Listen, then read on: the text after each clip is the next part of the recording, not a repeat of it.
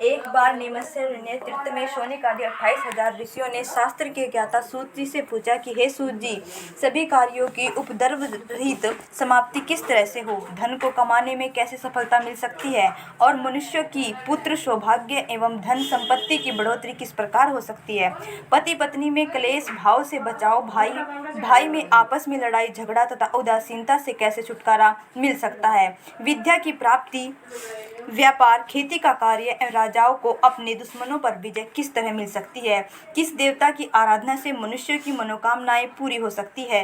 हे सूत जी, इन सब को आप विस्तार से बताइए। सूत जी ने कहा, हे मुनियों, पुराने समय में जब कौरव पांडवों की सेना युद्ध करने के लिए तैयार हुई थी, उसी समय युधिष्ठिर ने कृष्ण जी से पूछा था, हे कृष्ण जी, हमारी बिना किसी विघ्न के विजय किस प्रकार होगी, किस देवता की आराधना से हमें इस मनोकामना की सिद्धि प्राप्त हो सकेगी। श्री कृष्ण जी ने कहा, हे युधिष्ठिर, पार्वती जी के रज से उत्पन्न गणपति जी की पूजा कीजिए, उनकी आराधना से आपको अपना राज्य मिल जाएगा, इसमें बिल्कुल संशय नहीं है। युधिष्ठिर ने पूछा, हे ऋषिकेश, गणेश पूजन का क्या तरीका है, किस तिथि को पूजा करनी चाहिए। श्री कृष्ण जी ने कहा, हे युधिष्ठिर, भादो माह की शुक्ल पक्ष की चतुर्थी को अथवा श्रवण अघन एवं माह की चतुर्थी को पूजा की जा सकती है। हे युधिष्ठिर, यदि आप चाहें तो श्रद्धापूर्वक भादो शुक्ल चतुर्थी से ही गणपति जी की आराधना शुरू कीजिए। व्रत करने वाला सुबह उठकर सफ़ेद तिल से स्नान करे, दोपहर में अपनी शक्ति अनुसार आधा तोला, 1 तोला, 2 तोला अथवा 4 तोले की सोने की मूर्ति बना ले। सोने के अभाव में चांदी की बनवा ले। चांदी की मूर्ति यदि ना बनवा सके तो मिट्टी की मूर्ति बनवा ले। धन के होते हुए कमी न बरते, यही है वर विनाशक और यही है सिद्धि विनाशक। मनोकामना को पूर्ण करने के लिए भादो शुक्ल चतुर्थी को उनकी आराधना करें। ऐसा करने से सारी इच्छाएं पूरी होती हैं। ध्यान करने की विधि, एक दांत वाले, छज्जे के समान बड़े कान वाले, हाथी की तरह मुख वाले, 4 भुजाओं वाले, हाथ में पास एवं अंकुश रखे हुए सिद्ध विनायक गणपति जी का हम ध्यान करते हैं। एक चित्त होकर पूजन करें। पहले पंचामृत से, बाद में जल से नहलाए। गणेश जी को गंध चढ़ावे, उनका आह्वान करें। पाद्य आराध्य देकर 2 लाल वस्त्र चढ़ाएं। उनके बाद पुष्प, धूप, दीप और भोग अर्पित करें। पुनः पान के ऊपर थोड़ी सी मात्रा में सोना अथवा रुपया, अठन्नी आदि चढ़ावे। फिर गणेश जी पर 21 दूब चढ़ावे। दुर्व से इन नामों द्वारा, हे गणपति, हे उमापुत्र, हे धूम्रवर्ण, हे विनायक, हे एकांत, एक दंत, हे गजमुख, हे लंबोदर, हे सर्व सिद्धदाता, हे भालचंद्र, हे मूषक वाहन, हे पिंगल नयन, हे गजानन महाराज, मैं आपको प्रणाम करती हूँ।